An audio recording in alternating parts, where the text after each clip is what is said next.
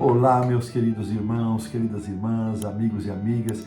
Que prazer estar aqui com vocês mais uma vez para este espaço semanal de estudo da lição da Escola Sabatina. Eu sou o pastor Hélio Carnassale, agradecido a Deus, louvando a Deus, glorificando o nome do Senhor, porque estamos podendo iniciar juntos mais uma vez um novo ano, um novo ciclo de estudos, um novo trimestre, terminando 2025, iniciando 2026. Que bênção para nós podemos estar juntos nesta primeira lição que iremos estudar. A lição desse trimestre, Cristo em Filipenses e Colossenses. Eu até me equivoquei e indiquei que a lição seria aquilo que é a parte dos pequenos grupos. Vocês me perdoem por esse equívoco. Alguém tão amorosamente indicou, pastor, você vai perceber, eu não tinha recebido a lição, estava fora de casa.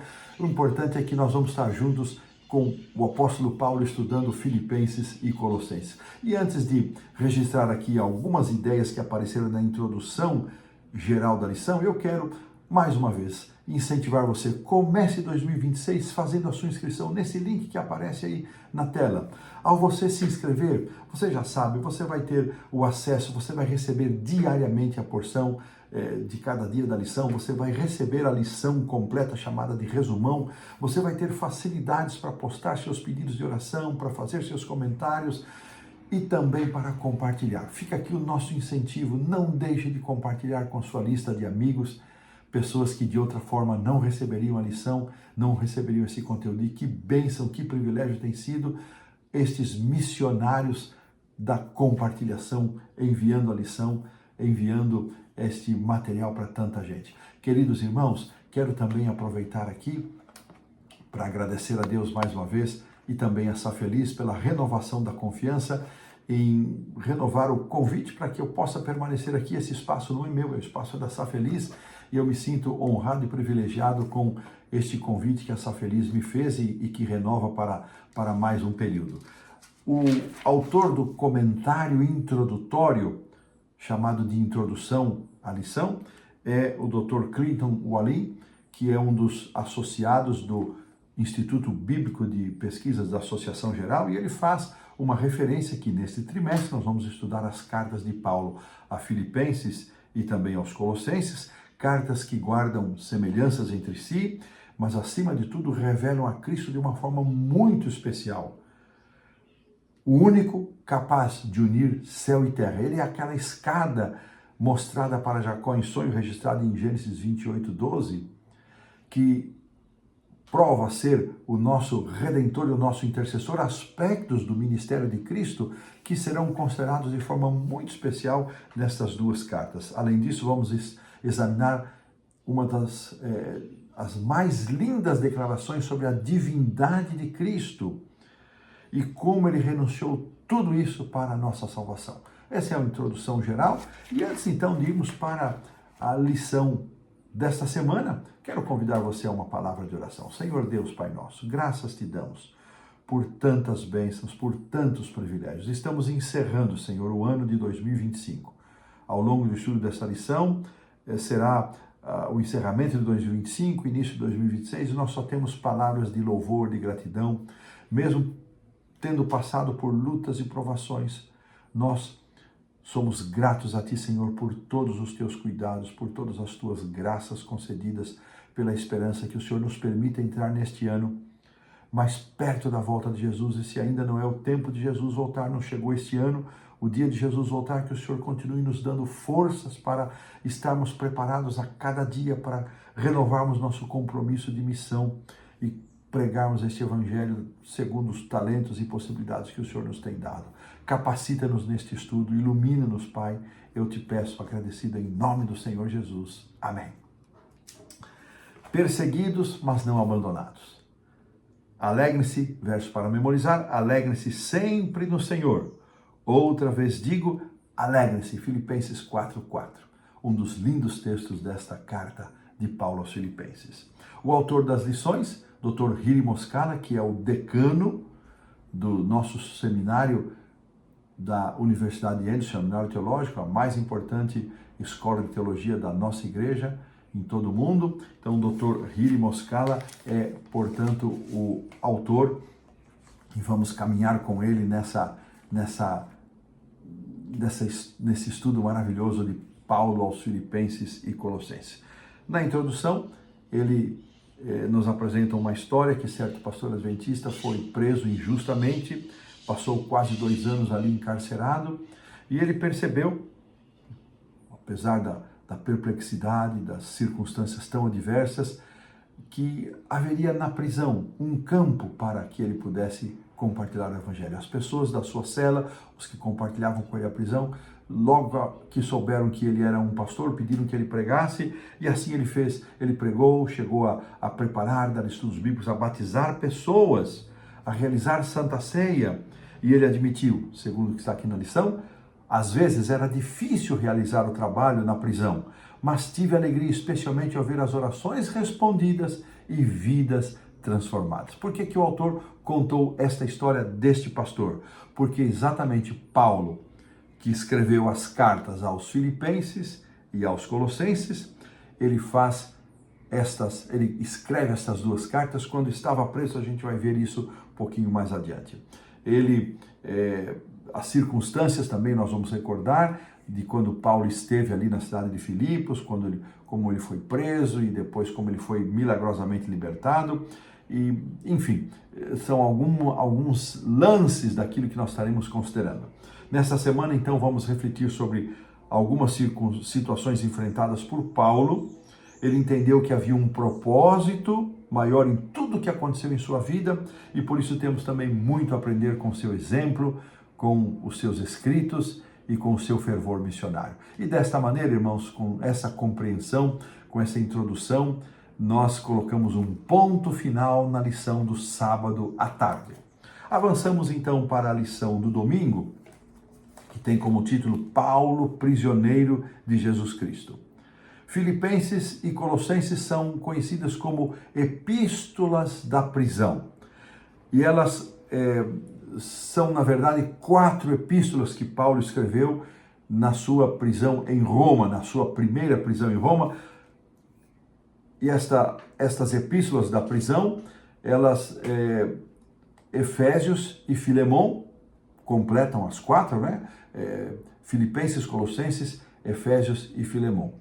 E assim são as chamadas cartas ou epístolas da prisão que Paulo escreveu entre os anos 60 a 62, quando ele esteve em sua primeira prisão em Roma. Só para nós lembrarmos, a ordem cronológica dos escritos de Paulo começam com 1ª e 2ª Tessalonicenses, as cartas aos Coríntios, que na verdade são 3, porque em 1 Coríntios 5, 9, ele indica que já havia escrito uma carta, então preservadas foram 2, mas na verdade 3 cartas, depois Gálatas e Romanos.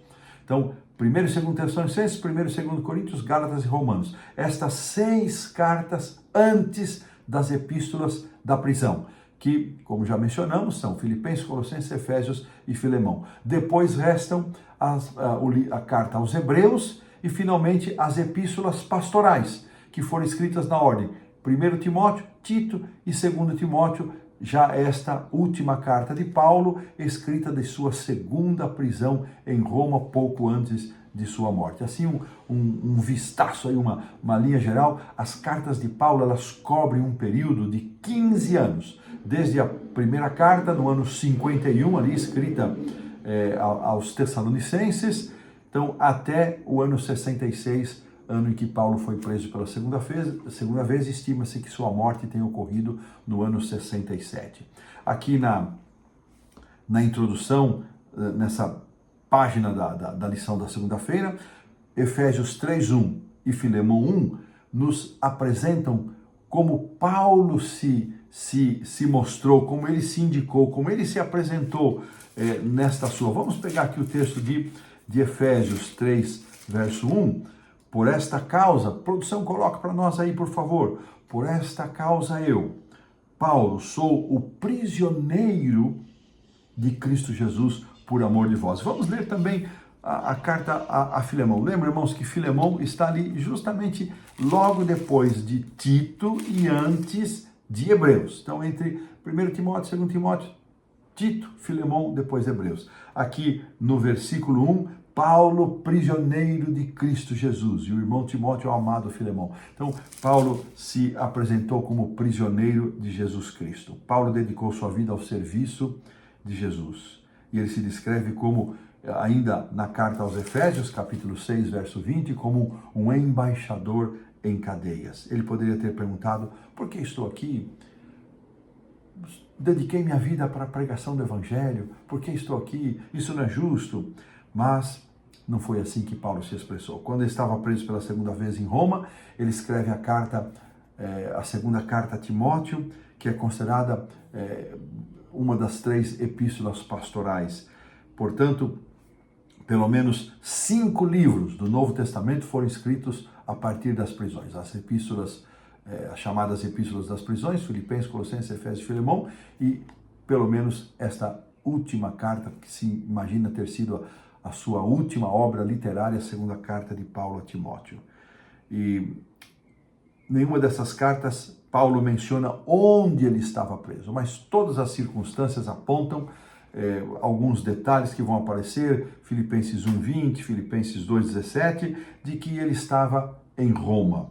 Essa carta também dá pistas de que possivelmente ele estivesse ali, a menção de um pretório, muito possivelmente, que podia se referir à residência de um oficial de uma província, mas ele também ele usa isso para se referir a pessoas com quem ele dividia.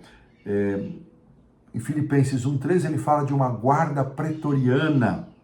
E em Roma essa guarda era formada por soldados de elite, chegava a ser aí um destacamento de 14.000 soldados. E segundo o que Paulo também disse aqui em 4:22 de Filipenses, ele, ao escrever, dizia que registrou uma saudação dos da casa de César, indicando que ele, portanto, estivesse preso em Roma. E isso não em contato com pessoas oficiais romanos, e aí outros que iam sendo acrescentados. E a lição termina nos permitindo pensar que todos nós enfrentamos lutas e dificuldades em nossa vida. Alguns enfrentam problemas muito maiores, outros menores. A lição nos faz uma pergunta lá naquelas letrinhas miúdas: como tirar proveito das dificuldades? Vejam o verso para memorizar. Paulo diz que ele havia aprendido a estar satisfeito em todas as circunstâncias. Como tirar proveito das dificuldades que possamos estar enfrentando hoje em nossa vida, sem perder de vista o compromisso com a missão, sem sucumbir à murmuração, à reclamação, o vitimismo. Deus me esqueceu, onde está Deus? Então, irmãos, para nós pensarmos, não temos muito mais para agradecer do que para pedir, não temos muito mais para louvar a Deus do que para pedir a Ele. Este é um dos exemplos que salta, que pula aos nossos olhos quando estudamos Filipenses. Que carta maravilhosa, que lição, que exemplo precioso da vida do apóstolo São Paulo. E desta maneira, colocamos aqui um ponto final na lição do domingo. Avançamos para a segunda-feira, dia 29 de dezembro. Estamos chegando perto do final do ano. Paulo em algemas. Paulo estava na Macedônia quando ele menciona ter enfrentado prisões. Bom, vamos entender aqui. A lição gasta um pouquinho de tempo para falar sobre as prisões do apóstolo São Paulo. Então, a primeira prisão que Paulo enfrentou foi justamente aí na cidade de Filipos. Talvez tenha demorado menos de 24 horas, mas ele foi preso. Nós lembramos das circunstâncias, né? Elas estão descritas no capítulo 16 do livro de Atos. Depois, se você puder, leia, relembre. É uma história tão conhecida.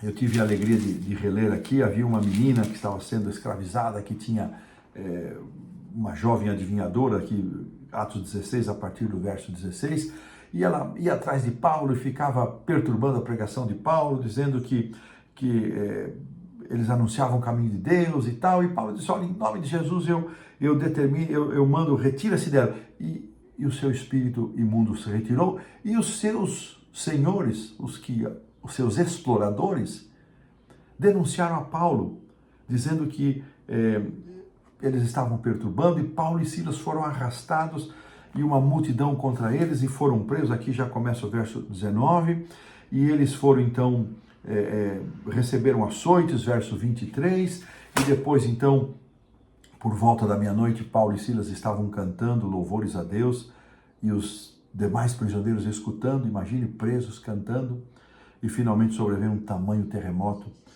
e sacudiu os alicerces da prisão, abriram-se as portas, soltaram-se as cadeias, e o carcereiro, despertado do sono, viu que as portas estavam todas abertas, puxou da espada para suicidar-se, quando Paulo disse, não faças nenhum mal. E então aquele carcereiro fez um pedido, trêmulo prostrou-se diante de Paulo e disse, senhores, que devo fazer para que seja salvo?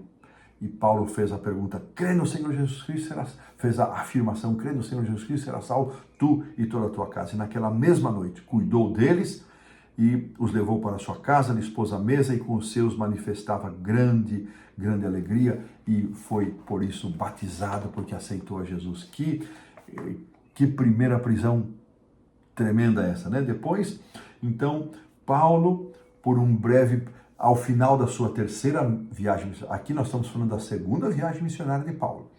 Ao final da terceira viagem missionária de Paulo, que é a mais longa de todas, já vou falar delas, provavelmente entre os anos 58 e os anos 60, Paulo foi detido em Jerusalém e levado para Cesareia, onde ele ficou preso por aproximadamente 2 anos. Depois, a sua primeira prisão em Roma, a partir de Cesareia ele vai para Roma, fica aí por cerca de 2 anos, entre 60 e 62, e a segunda prisão em Roma, seu quarto aprisionamento, deve ter ocorrido então no ano 66, talvez um ano e pouco, tendo possivelmente a sua morte marcada para o ano, tida como tendo ocorrido no ano 67. Então, 4 prisões. O Paulo aqui em algemas. Por mais difíceis que fossem as circunstâncias, preso em condições terríveis, Paulo sempre conseguia ver um lado positivo, como mencionamos na lição de domingo. Mesmo enfrentando os ataques de Satanás, ele tinha certeza de que não estava sozinho e que Deus não o havia abandonado. E a lição faz aqui, o Dr. Moscala faz pega um caminho aqui de uma transversalidade, usando o maravilhoso texto de 2 Coríntios 6, e temos também ali o capítulo 4, onde Paulo fala das suas lutas e provações, e ele pergunta que recursos espirituais. E aqui a própria lição comenta 2 recursos muito importantes: a palavra de Deus e a presença do Espírito Santo. Irmãos, estes mesmos recursos que fortaleceram a Paulo, as revelações das Escrituras Sagradas, os estudos daquilo que Paulo dispunha como Escritura, o Antigo Testamento, hoje temos Antigo e Novo Testamento, a palavra de Deus é fonte de luz, é fonte de paz, é fonte de bênção, é fonte de força para nós seguirmos fiéis em nossa jornada. Quantas promessas na palavra de Deus, quantos relatos de que Deus não abandona seus filhos, mesmo quando eles não percebem a presença de Deus. Exemplo, João Batista manda mensageiros a Jesus, és tu mesmo aquele que havia de vir. Até o próprio João Batista, o maior nascido de mulher, segundo o próprio Jesus, titubeou. Será que este é de fato o Messias? Por conta do seu sofrimento, das injustiças. E nós não estamos livres dessas coisas, mas a palavra de Deus é fonte de luz, é fonte de conforto, fonte de paz. E a presença do Espírito Santo em nossa vida. O Espírito Santo é o grande consolador. É Ele que nos convence do pecado, da justiça e do juízo, e é aquele que nos guia a toda a verdade, é aquele que nos conduz, é aquele que transforma as nossas orações em preces aceitáveis diante de Deus, em aroma suave. A presença do maravilhoso, bendito, divino e santo Espírito de Deus ao nosso lado é também um recurso espiritual para nos fortalecer em meio às lutas e dificuldades. Palavra de Deus, Espírito Santo, aquele que inspirou profetas e apóstolos. Este mesmo Espírito é aquele que nos conduz e nos guia no estudo da palavra, é aquele que conforta o nosso coração, e com esta promessa, com esta certeza, com esta bênção, nós pomos um ponto final na lição da segunda-feira. Avançamos para a terça-feira, dia 30, estamos chegando, penúltimo dia do ano. Aqui a lição traz como título Paulo em Filipos. Eu quero fazer um resumo das 3 viagens missionárias de Paulo para nós nos inserirmos, então, nesse contexto. Vamos começar pela primeira viagem. Quero dizer para vocês, você pode encontrar estas descrições no Comentário Bíblico Adventista, volume 6, página 89 e 90. Então, nós vamos ter aqui o ano 35 é dado como sendo o ano da conversão de Saulo. 35, pouco depois do apedrejamento de Estevão, que ocorreu no ano 34. Então, Paulo se retira, ele vai para Damasco e volta para Jerusalém depois de 3 anos, ano 38. Então, ano 44, Tiago, irmão de João, é martirizado, e em 44 para 45, Barnabé leva Paulo, e ele, como seu companheiro, né? E ele ali permanece 1 ano em Antioquia, depois ele é apresentado para a igreja, olha que sequência. E finalmente, então, a sua primeira viagem missionária junto com Barnabé, ela vai acontecer entre os anos 45 e 47, e estão registrados esses eventos em Atos 13 até parte do capítulo 15. A segunda viagem missionária de Paulo vai dos anos 49 a 52, aí Paulo se separa de Barnabé, Silas vai junto com ele, os eventos estão registrados em parte do capítulo 15 até parte do capítulo 18 do livro de Atos. E a sua terceira viagem missionária vai acontecer, a mais longa, no ano 53 ao ano 58, estão registrados em parte do capítulo 18 até o capítulo 20. E assim, os eventos de Filipos, da visita de Paulo a Filipos, quando ele estava ainda na Ásia Menor, vão ocorrer durante a segunda viagem missionária, quando ele tem a visão de um cidadão macedônio que diz: passa a Macedônia e ajuda-nos. E então, estima-se que Paulo tenha chegado a Filipos no ano 49. Filipos é a primeira cidade da Europa a receber o Evangelho, a receber a visita de Paulo e Silas e a receber o Evangelho. Olha que interessante. Paulo esteve em Filipos, portanto, nesta primeira vez, não foi uma longa estada ali, mas ele vai voltar a Filipos quando ele está retornando da sua terceira viagem missionária. Então, ano 49, 9 anos depois, no ano 58, Paulo retorna a Filipos, voltando para Jerusalém, vindo da sua terceira viagem missionária. E ainda há indicação de que, uma terceira vez, Paulo tenha estado em Filipos, possivelmente logo após ele sair da sua primeira prisão em Roma, ali em ano 64, ele visita vários lugares e muito possivelmente ele também tem estado ali em Filipos. E olha que interessante, irmãos, Paulo, ele planejava suas viagens com o auxílio do Espírito Santo, com a sabedoria de Deus, de modo estratégico. Filipos, vamos saber um pouquinho mais, era a principal cidade do distrito de Macedônia, Atos 16, 12. Era também uma das cidades mais prestigiadas do Império Romano, que tinha recebido o status de ius Italicum, ou seja, o direito itálico. Que significava isso? O direito de ser reconhecido como se fosse uma cidade romana. Os seus cidadãos tinham privilégios quanto a pagamento de impostos, e todos os que nasciam em Filipos tinham a cidadania romana. Eram como se tivessem sido nascidos na Itália. Filipos era, portanto, um local estratégico, um ponto-chave na Via Egnácia, a principal estrada que ligava Roma ao Oriente. Estabelecer uma comunidade cristã nessa cidade facilitaria tremendamente a pregação do Evangelho para localidades mais próximas, como Anfípolis, Apolônia, Tessalônica, Bereia.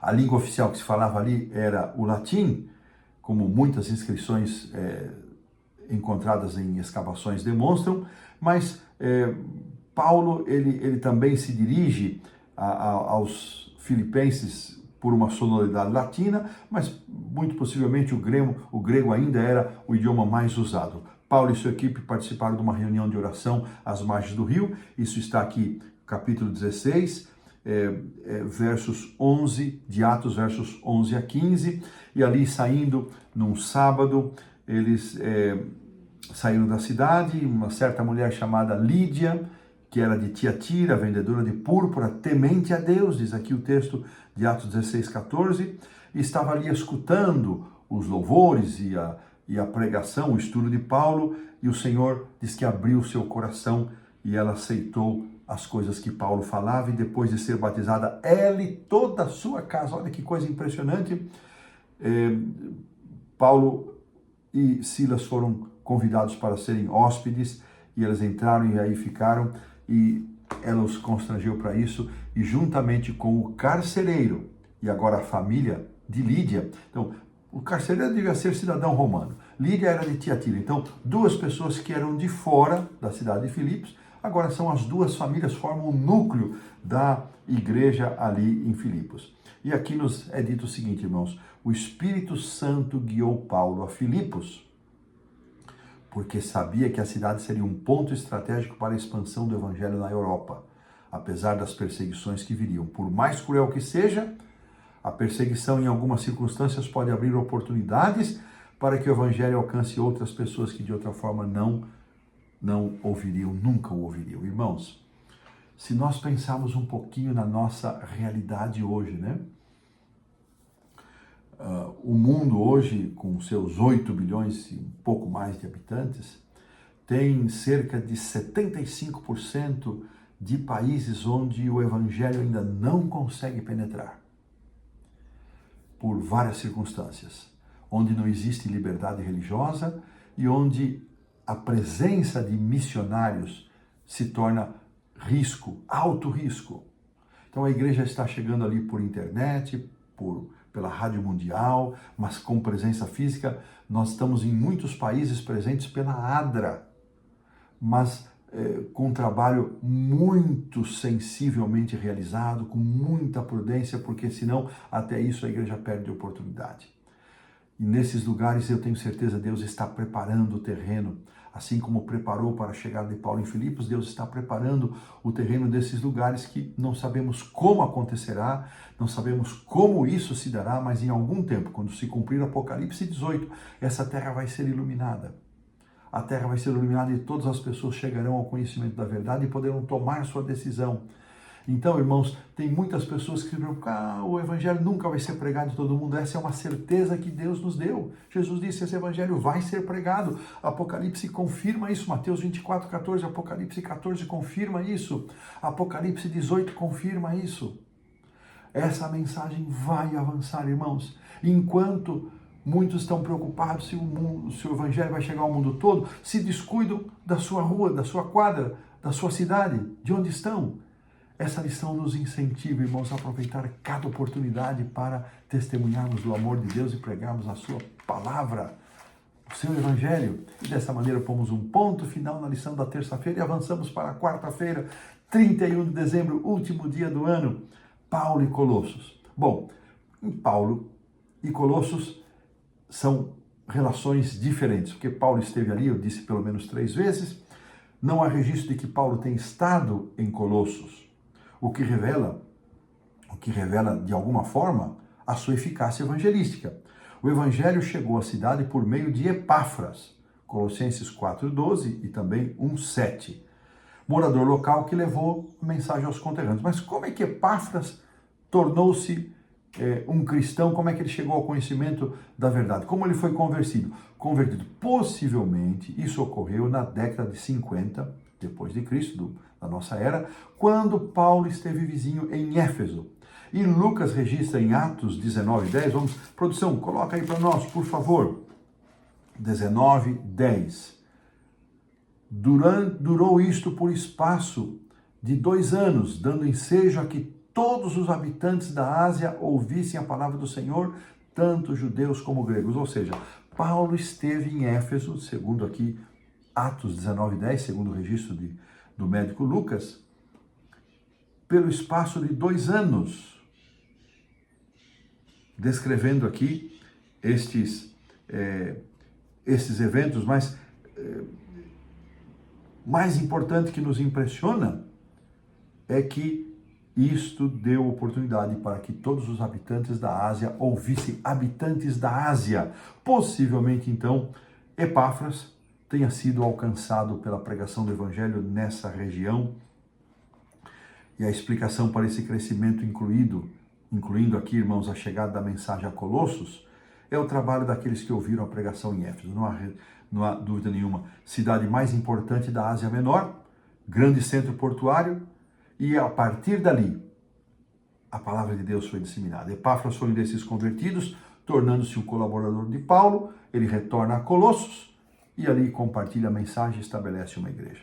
Agora, olha que interessante, irmãos. Mesmo não tendo estado em Colossos, mesmo não estado física, presencialmente em Colossos, Paulo se sentia um pai dessa igreja, porque Epáfras havia levado a mensagem. Só recentemente, escavações nos ajudam a ter uma compreensão da exata localização de Colossos, mais ou menos a 15 quilômetros a sudeste de Laodiceia, diz aqui a lição, trazendo um texto de Arthur Patzia. Por isso, ainda nos diz aqui que havia pelo menos 10.000 judeus na região da Frígia. 10.000 judeus. Bom, moedas de Colossos sugerem que em outras cidades romanas seus habitantes adoravam inúmeros deuses.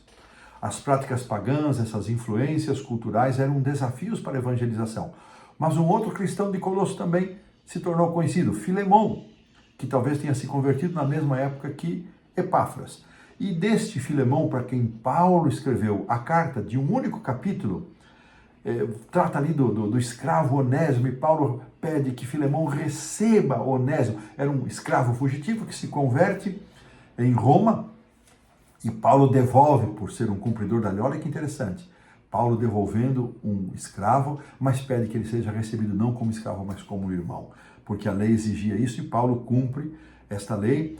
E o apóstolo, no entanto, apela ao coração e à consciência de Filemão para que agora não recebesse com castigos, nem com um sentimento ruim a este Onésimo, a este escravo, mas sim como um irmão amado. Que transformação o Evangelho é capaz de fazer no coração das pessoas. E eu pergunto, irmãos, será que nós temos razões para ter algum tipo de sentimento restritivo com alguém que não agiu bem conosco? Olha o exemplo que Paulo nos deixa, apelando para que Filemão recebesse a Onésimo como um irmão amado. Irmãos, que Deus nos dê a capacidade de perdoar, que Deus nos dê o dom do perdão, para que possamos, com este amor de Cristo em nosso coração, recebendo o seu perdão para todas as nossas faltas e pecados, ter um coração gentil, amoroso, disposto a perdoar aqueles que nos ofenderam, nos aborreceram, e porventura ainda passaremos por isso, e que Deus nos dê este coração. E desta maneira, colocamos um ponto final na lição da quarta-feira, e aqui nos despedimos de 2025. Gratos a Deus por todas as bênçãos recebidas, e avançamos agora para o dia 1º de janeiro de 2026, primeiro dia em que vamos estudar a lição da Escola Sabatina juntos. Vamos considerar na quinta-feira. Portanto, um feliz 2025 para você, meu irmão, para você, minha irmã, para você, meu amigo, minha amiga, que tem estado comigo todos os dias, em companhia, que eu amo saber quem são essas pessoas, e quando estou com alguém, diz: pastor, acompanhe suas ações, e eu fico feliz, não porque isso me traz envaidecimento, mas é pela alegria que isso me proporciona, pelo contentamento que me proporciona o privilégio de participar da sua vida espiritual. E com isso eu também estou sendo fortalecido espiritualmente. Eu não tenho mencionado nomes aqui, mas hoje eu vou fazer uma exceção. O Carlinhos é um irmão aqui que trabalha numa empresa que atende a Casa Publicadora Brasileira, e hoje, 6 da manhã, ele veio aqui plantar um arbusto aqui na minha casa que não tinha chegado, e fizemos isso em 40 minutos, e ele disse: pastor, tenho acompanhado as lições. Então, como é um dia especial, em nome do Carlinhos, que esteve assim, chamamos carinhosamente, o Carlos Barbosa, em nome desse Carlinhos, líder aqui da igreja da Rosa Garcia, bairro de Rosa Garcia, em nome do Carlinhos, eu abraço a todos vocês, queridos irmãos, comunidade querida, que se reúne aqui na Sá Feliz, desejando a todos vocês um ano novo muito feliz, muito abençoado. Mas vamos voltar aqui para a lição. Agora vamos falar um pouquinho das igrejas de Filipos e Colossos. A forma como Paulo se dirige a elas nas introduções das respectivas cartas. A Filipos, ele se dirige a todos os santos, dando graças a Deus por tudo aquilo que ele recordava deles. E aos Colossenses, ele diz aos santos e fiéis. Irmãos, em suas cartas, Paulo, das 14 epístolas que Paulo escreveu, em 13 delas, inclusive aos Filipenses e aos Colossenses, deixa eu abrir aqui na minha Bíblia, né? Paulo usa a saudação graça e paz. Graça e paz. Aqui em Filipenses está no versículo 2, capítulo 1, verso 2, e em Colossenses também no versículo 2, graça e paz. E essa é uma ordem preciosa. É a graça do Senhor Jesus Cristo, nosso Salvador, nosso único Salvador e nosso mediador, nosso sumo sacerdote, nosso Deus, no incomparável Senhor Jesus, pela graça de Cristo, nós podemos usufruir paz. Paz não é ausência de conflitos, mas paz é um fruto do Espírito em nós que nos permite viver a vida cristã com suas lutas e desafios, com as suas alegrias, mas acima de tudo com a esperança. Então, graça e paz é a marca. Mas aqui, aos Filipenses, então, Paulo se dirige aos santos, incluindo os bispos e diáconos, faz aqui uma menção dos líderes, né? E menciona no verso 3 as boas recordações. Essa igreja de Filipos foi para Paulo uma igreja muito especial. Muito possivelmente pelo carinho com que ela começou, pelos momentos iniciais que ele teve em casa de Lídia e de sua família. Lídia possivelmente tenha sido uma das pessoas que favoreceu a Paulo com ofertas, a pregação do Evangelho com suas ofertas, e sempre em momentos de dificuldade parecia que os filipenses, eles chegavam junto a Paulo. E Paulo diz, olha, eu já aprendi a viver contente com aquilo que tenho, mas Paulo agradecia. Então, as boas recordações. É interessante comparando isso, que em Filipenses Paulo menciona os bispos, em Colossenses ele só menciona os santos e fiéis. Veja, em Filipenses, Paulo treinou esses que eram os líderes da igreja. Já os Colossenses foi uma liderança espontânea, porque foi Epáfras que recebeu a mensagem para lá. Se foi então talvez o tempo de convívio com o apóstolo Paulo não tenha sido tão grande. Paulo não se dirigiu apenas aos membros, mas também aos líderes. Isso mostra, irmãos, que desde o início dos tempos a igreja já possuía uma preocupação na formação de líderes. E aqui, irmãos, eu faço um apelo: não nos esqueçamos das novas gerações, de incluí-los, de inseri-los no dia a dia da igreja, não só naquilo que eles fazem em separado, mas quando estamos todos reunidos, vamos inseri-los, vamos valorizá-los. Vamos prepará-los, vamos dar exemplo, vamos amá-los, vamos viver com coerência. Treinar colaboradores como Timóteo e Epáfras, líderes para as igrejas, era uma prioridade por Paulo, pois isso fazia com que os seus esforços fossem ampliados. Muito antes de escrever essas igrejas, os apóstolos já haviam começado a estabelecer seus líderes lá em Jerusalém. E segundo Ellen White, a organização da igreja em Jerusalém deveria servir de modelo para outras comunidades em todos os lugares em que mensageiros da verdade conquistassem conversos para o Evangelho. Que lição interessante para nós, que meditação muito oportuna o autor da lição faz da conduta do apóstolo São Paulo e da conduta da igreja primitiva. Em tempos, irmãos, onde poucas igrejas têm o privilégio de ter o seu pastor exclusivamente para elas. Mesmo igrejas grandes sempre tem um ou outro local mais onde o pastor atende. A maioria da igreja, a esmagadora maioria, ela vive dirigida por anciãos. E eu deixo aqui um abraço a todos os anciãos de nossas igrejas, a líderes que ocupam outras funções e que carregam o trabalho da igreja de forma voluntária. Diáconos, diaconisas, as mulheres em muitos lugares pouca presença masculina, a todos vocês que se dedicam, que se esforçam para realizar o trabalho de Deus, o meu abraço, o meu reconhecimento e o meu desejo de que Deus possa abençoar vocês. E desta maneira, nós colocamos um ponto final na lição da quinta-feira. Indo então para sexta-feira, que tem como título o estudo adicional, quero pedir para a produção colocar o segundo parágrafo que aparece aqui na lição, que é extraído da revista Youth Instructor, de um texto escrito em 9 de novembro de 1899, último ano completo que Ellen White passou ali na Austrália. Em 1900 ela retornou aos Estados Unidos. E ela então escreveu o seguinte: para cada pessoa que está crescendo em Cristo, haverá momentos de luta intensa e prolongada, pois os poderes das trevas estão determinados a impedir esse progresso. Contudo, enquanto mantivermos nossos olhos fixos na cruz de Cristo em busca de graça, jamais cairemos. O Redentor nos promete: de maneira alguma deixarei você, nunca jamais o abandonarei. Eis que estou com vocês todos os dias até o fim dos tempos. Um texto de promessa, de conforto para cada um de nós. Irmãos, eu vou, hoje aqui, quero citar as 3 perguntas, mesmo que o nosso tempo já esteja um pouquinho adiantado. Paulo foi preso várias vezes de forma injusta. Primeira reflexão: como é que nós reagimos como somos tratados injustamente?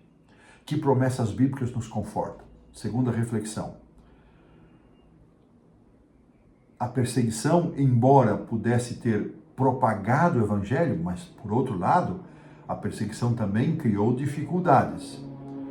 E vem a pergunta: como podemos apoiar os perseguidos pela fé? Irmãos, estima-se que cerca de 400 milhões de cristãos sofrem por conta do exercício de sua fé. E entre aquilo que nós podemos fazer, eu quero ler um texto bíblico, Hebreus 13, 2, que diz o seguinte.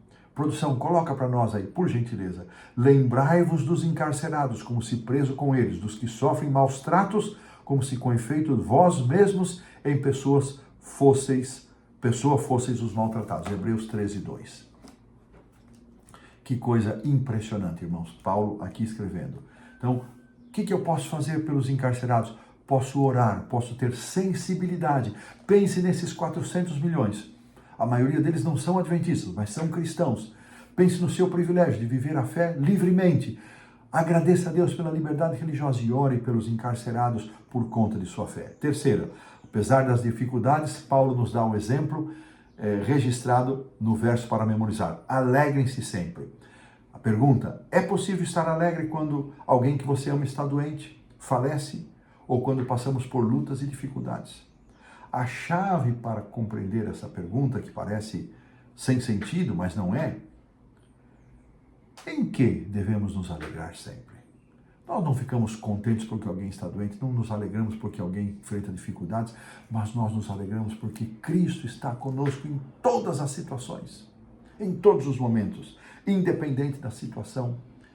Aquele que é o fundamento da igreja, Jesus, a pedra angular, o nosso Senhor prometeu estar conosco todos os dias, mesmo quando enfrentássemos lutas e dificuldades. Que promessa preciosa! E desta maneira, estamos encerrando a primeira lição do trimestre. Olha que marca positiva fica desta primeira lição para junto caminharmos neste trimestre, neste primeiro trimestre de 2026. Eu quero convidá-los a uma palavra de oração. Senhor, nosso Deus e Pai, graças te damos por todos os teus cuidados, por esta lição preciosa, pelo ano que findou, pelo ano que já estamos vivendo os seus primeiros dias nele. Que o Senhor nos abençoe, que o Senhor nos fortaleça, que o Senhor nos acompanhe em cada dia desse novo ano, que bênçãos se repitam, tua proteção e teus cuidados, se enfrentarmos lutas, que o Senhor nos fortaleça. Oramos, Senhor, pelos milhões de cristãos que sofrem perseguição por causa de sua fé.